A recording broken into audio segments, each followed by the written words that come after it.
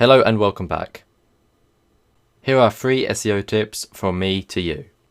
Number 1. Set up and use the Google Search Console.